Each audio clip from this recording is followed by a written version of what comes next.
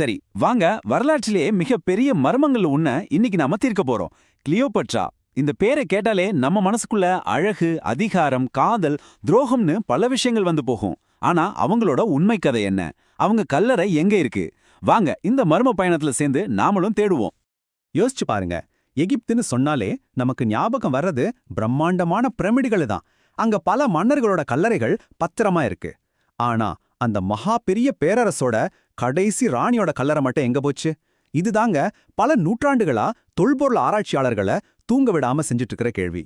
நூத்துக்கணக்கான வருஷங்களா உலகத்துல இருக்கிற தலை சிறந்த ஆராய்ச்சியாளர்கள் எல்லாம் தேடிட்டாங்க. ஆனாலும் கிளியோபட்ராவோட மம்மி செய்யப்பட்ட உடல் மட்டும் இன்னும் கிடைக்கவே இல்ல. இதுதான் அவங்களோட கதையை இன்னும் மர்மமாக்குது. நம்மளையும் இன்னும் ஆழமா தேட வைக்குது இல்லையா? சோ இந்த புதிருக்கு விடை கண்டுபிடிக்கணும்னா நாம அவங்களோட வாழ்க்கைக்குள்ள ஒரு டிடெக்டிவ் மாதிரி போகணும். அவங்க வாழ்க்கையில நடந்த ஒவ்வொரு சம்பவமும் ஒவ்வொரு திருப்பமும் இந்த கடைசி மர்மத்துக்கான ஒரு முக்கியமான க்ளூவா இருக்கலாம்.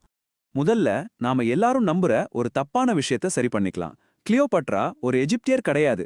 ஆமாங்க, நீங்க கேட்டது சரிதான். அவங்க மாவீரன் அலெக்சாண்டரோட தளபதி முதலாம் தாலமியோட வம்சத்துல வந்தவங்க. சுருக்கமா சொல்லணும்னா அவங்க எகிப்த ஆண்ட ஒரு கிரேக்க இளவரசி. நம்மள பலரும் கிளியோபாட்ரானா அழகுன்னு தான் நினைச்சிட்டு இருக்கோம். ஆனா அவங்களோட உண்மையான பவர் அவங்க அழகுல இல்ல, அவங்களோட மூளையில இருந்துச்சு. அவங்களோட கூர்மையான அறிவும் அசாத்தியமான திறமைகளும் தான் அவங்கள அரியணையில உட்கார வச்சது. கொஞ்சம் கற்பனை செஞ்சு பாருங்களேன்.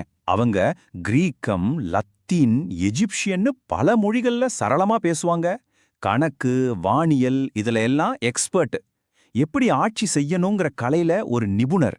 இது மட்டும் பத்தாதுன்னு பெர்ஃப்யூம் தயாரிக்கிற கலையிலையும் அவங்க ஒரு மாஸ்டர். அப்பப்பா, அவங்களோட ஆரம்ப கால வாழ்க்கை ஒன்னும் பூப்பாதை இல்ல. அரியணைக்காக ரொம்பவே கொடூரமான ஒரு போராட்டத்தை அவங்க சந்திக்க வேண்டியிருந்தது. ஆனா அந்த சண்டை யார் கூட தெரியுமா? வெளியில இருந்து வந்த எதிரிகளோட இல்ல, அவங்களோட சொந்த குடும்பத்து கூடவே தான். அவங்க அரியணை ஏறின கதை ஒரு த்ரில்லர் படத்துக்கு கொஞ்சமும் குறைஞ்சதில்ல.